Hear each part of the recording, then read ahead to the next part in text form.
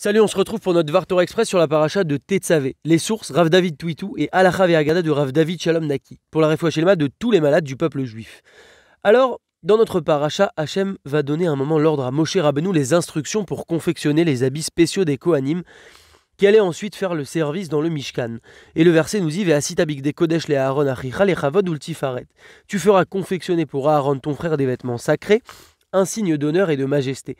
On nous parle ici des vêtements du Kohen Gadol, 4 pour le Kohen, 4 supplémentaires pour le Kohen Gadol, de merveilleux vêtements dont on nous donne tout le détail et la composition. On va donc parler aujourd'hui des habits, des vêtements. Alors on connaît tous la petite phrase qui nous dit « L'habit ne fait pas le moine ». Et oui, effectivement, ce n'est pas parce que tu portes tel ou tel vêtement que tu es telle ou telle personne. Oui, c'est vrai, bien entendu.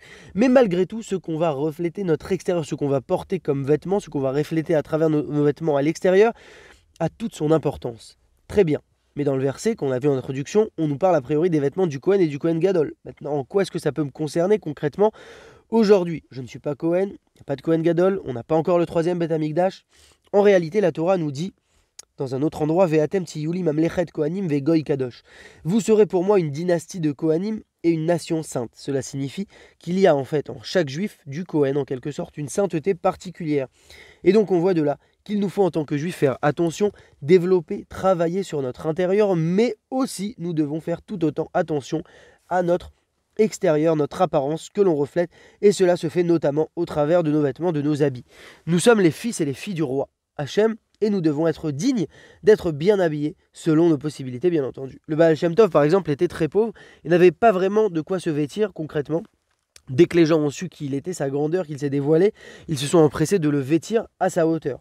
Le Rambam, sur les vêtements, nous dit que notre vêtement doit être joli et propre, qu'il ne faut pas y avoir de taches sur nos vêtements également. Il nous dit également qu'on ne devra pas porter des habits de roi, des habits trop luxueux, pour lesquels tout le monde se tournerait vers nous pour nous regarder. Et d'un côté, on ne doit pas non plus porter des habits de pauvres, des habits qui seraient méprisants. Non, ni un extrême ni l'autre, mais plutôt des vêtements intermédiaires, normaux, jolis et propres.